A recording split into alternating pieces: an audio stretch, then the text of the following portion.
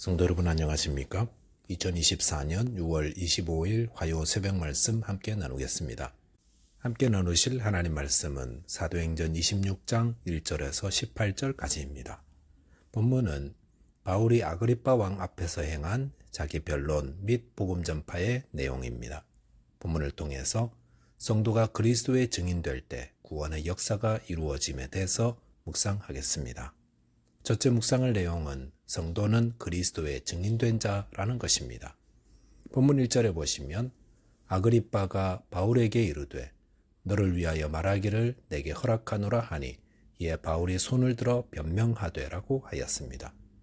본문에서 바울은 아그리빠 왕 앞에서 신문을 받게 되었습니다. 바울이 아그리빠 왕에게 신문을 받는 것은 로마 총독 베스도가 아그리빠 왕에게 이를 부탁하였기 때문이었습니다. 베스도는 벨릭스를 이어 총독이 되었지만 유대교와 바울의 상황에 대한 이해가 부족했었습니다.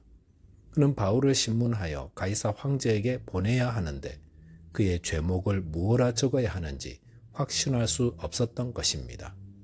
그럴 때에 아그리빠 왕이 가이사랴에 도착했습니다. 아그리빠 왕은 누구입니까? 그의 원래 이름은 헤롯 아그리빠입니다. 그는 유대인으로서 사도행전 12장에 나오는 헤롯 왕의 아들이며 로마 정부로부터 예루살렘 성전을 다스리며 대제사장 임명권을 가진 왕이었습니다. 그런데 가이사랴의 총독이 새로 왔다는 소식을 듣고 베스도의 부임을 축하하기 위해 왔던 것입니다. 그러므로 베스도 총독이 보기에는 유대교를 잘 아는 아그리빠 왕이 바울의 고소사건을 바로 신문할 수 있을 것이라 생각했던 겁니다. 그렇게 생각한 것은 바울도 마찬가지였습니다. 그렇기 때문에 본문 2절, 3절에서 바울이 진술을 하면서 아그리빠 왕이여 유대인이 고발하는 모든 일을 오늘 당신 앞에서 변명하게 된 것을 다행히 여기나이다. 특히 당신이 유대인의 모든 풍속과 문제를 아심이니이다. 그러므로 내 말을 너그러이 들으시기를 바라나이다 라고 하였다 할 수 있습니다. 그런데 본문을 보면서 드는 생각은 바울은 왜 이처럼 여러 총독들과 왕들 앞에서 여러 번 신문을 받는가 하는 것입니다.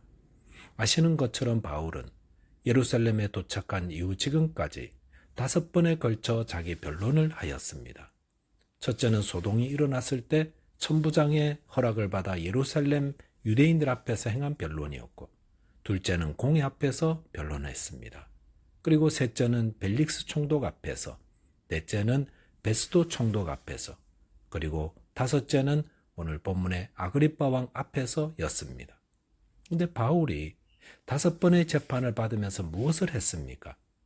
자신의 무죄를 진술하는 것과 함께 복음을 전하고 있었습니다. 그렇기 때문에 어제 본문인 사도행전 25장 19절에 보시면 베스도 총독조차도 바울의 문제는 예수라 하는 이가 죽은 것을 살아있다고 주장하는 것 때문이라 하면서 예수님의 부활에 대한 이야기를 하고 있었던 겁니다. 이것은 예수님이 하신 말씀이 성취되고 있음을 보여줍니다. 마태복음 10장 20절에서 예수님은 또 너희가 나로 말미암아 총독들과 임금들 앞에 끌려가리니 이는 그들과 이방인들에게 증거가 되게 하려 하심이라 하였습니다. 왜 예수를 믿는 자들이 총독들과 임금들 앞에 끌려간다 하였습니까? 그들과 이방인들에게 증거가 되게 하기 위함이라 하였습니다.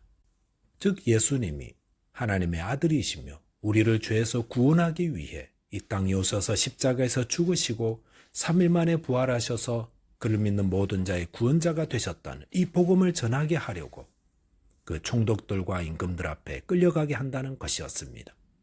주님은 바울이 재판받지 않게끔 하실 수도 있었습니다. 그런데도 바울이 그토록 총독들과 임금들 앞에서 여러 번 재판을 받게 하신 것은 이를 통해 예수 그리스도의 십자가와 부활을 증거하는 증인이 되게 하기 위한 주님의 뜻이었다는 것입니다. 성도 여러분, 하나님은 그의 백성들을 불꽃 같은 눈동자로 보호하시되 또한 주님의 증인 되게 하기 위해 총독들과 임금들 앞에서 여러 번 재판을 받게도 하십니다. 이것은 성도에게 주님의 증인되는 삶이 그 무엇보다 중요하다라는 것을 말해주고 있습니다. 저와 여러분께서 예수님을 전하고 증거하는 그리스도의 증인된 삶을 위해 충성하는 자 되시기 바라겠습니다. 둘째로 묵상할 내용은 주님을 증거할 때 구원의 역사가 이루어진다는 것입니다. 본문 4절 이하에 보시면 바울은 자신이 젊었을 때 어떠했는지를 설명하고 있습니다. 그는 젊어서부터 바리새파 가운데 가장 뛰어난 인물이었으며 철저하게 율법을 지키는 바리새파 가운데서도 가장 엄한 파를 따라 생활한 정통성을 가진 자였다 말하고 있습니다. 본문 6절에 보시면 이제도 여기 서서 신문을 받는 것은 하나님이 우리 조상에게 약속하신 것을 바라는 까닭이니 라고 하였습니다. 바울은 정통 유대인이었던 자신이 어떻게 이렇게 유대인들의 고소를 받아 재판을 받고 신문을 받게 되었는지 그 이유를 밝히고 있습니다. 그것은 하나님이 아브라함과 다윗에게 약속하신 오실 메시아에 대한 예언 때문이라 하였습니다. 본문 7절에 보시면 이 약속은 우리 12지파가 밤낮으로 간절히 하나님을 받들어 섬김으로 얻기를 바라는 바인데 아그리빠 왕이여 이 소망으로 말미암아 내가 유대인들에게 고소를 당하는 것이니이다 하였습니다. 바울은 유대인들이 가진 약속과 소망을 자신도 똑같이 가지고 있었는데 그것 때문에 유대인들에게 고소를 당해 이렇게 많은 신문을 받고 있다 하였습니다. 그렇다면 유대인들은 왜 같은 약속과 소망을 가진 바울을 그토록 박해하고 죽이려 하는 것입니까? 그것은 유대인들이 하나님을 지식적으로만 알고 있었기 때문이라 할 수 있습니다. 청년 바울도 젊어서부터 하나님을 배우고 알았습니다. 하지만 그것은 지적으로만 알았던 것입니다. 하나님 나라에 대해, 하나님의 약속에 대해, 율법에 대해 다 지적으로만 배웠습니다. 머리로만 배운 것입니다. 그런데 이렇게 하나님을 지식으로만 알았을 때 청년 바울은 어떻게 했었습니까? 같은 하나님의 약속과 소망을 가지고 예수를 믿는 자들을 핍박하며 옥에 가두고 또 죽이는 일에 찬성 투표를 하였다 했습니다. 그리고 본문 9절에 보시면 그렇게 하는 자신에 대해 바울은 자신이 잘하고 있다고 생각했습니다. 지적인 신앙은 얼마나 위험합니까? 지적인 신앙은 자기 지식에 사로잡혀서 하나님을 바로 믿는 자들을 오히려 박해하고 핍박하는 자 됩니다.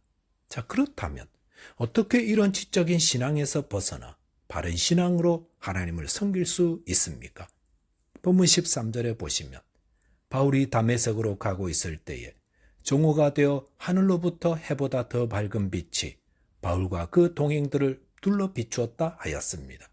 그리고 그 빛이 비추어지자 그토록 기고만장하던 핍박자 바울과 일행들은 모두 땅에 엎드러 졌습니다. 그리고 그제서야 자신이 얼마나 어리석은 일을 하고 있었는지 깨닫게 되었고 참 주님을 믿는 자 되었다 하였습니다. 이것은 우리가 주님을 인격적으로 만날 때라야 바른 믿음으로 주님을 섬길 수 있음을 보여줍니다. 주님을 지적으로만 알 때는 자기 뜻대로 행하면서 이렇게 하는 것이 하나님을 바로 섬기는 일이라고 스스로 생각하는데 그러다가 주님을 인격적으로 만나게 되면 그때서야 자신의 어리석음을 회개하고 주님을 위해 기꺼이 박해를 받는 자로 살게 되는 것입니다. 본문 17절 이하에 보시면 주님은 바울을 증인으로 삼아 이스라엘과 이방인에게 보내신다 했습니다. 그리고 18절에 보시면 그 보냄받은 증인의 증거를 통해 그들의 눈을 뜨게 하여 어둠에서 빛으로 사탄의 권세에서 하나님께로 돌아오게 하며 죄사함과 예수를 믿어 거룩하게 된 무리 가운데 기업을 얻게 하리라 하셨습니다. 이것은 주님이 보내신 증인들을 통해 우리가 주님을 믿는 거룩한 성도의 무리에 들어오게 됨을 말씀해 주십니다. 주님은 지금도 주님을 알지 못하는 자들의 눈을 뜨게 하며 그들을 사탄의 권세에서 하나님께로 돌아오는 구원받은 백성 삼기를 바라십니다. 그리고 그것은 먼저 주님을 만난 자들의 증거를 통해서임을 알려주고 계십니다. 저와 여러분들이 먼저 인격적으로 주님을 만나야 합니다.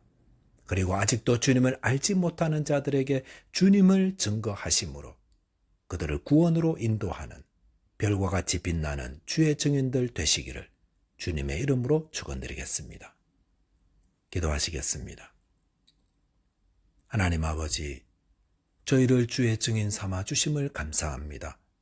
아직도 주님을 알지 못하여 사탄의 권세 아래 있는 자들에게 그들이 하나님께로 돌아오는 은혜가 있도록 저희로 복음을 전하는 자 되게 해 주옵소서. 예수 그리스도 이름으로 기도하옵나이다. 아멘. 오늘도 믿음 안에서 승리하는 하루 되시기 바라겠습니다. 감사합니다.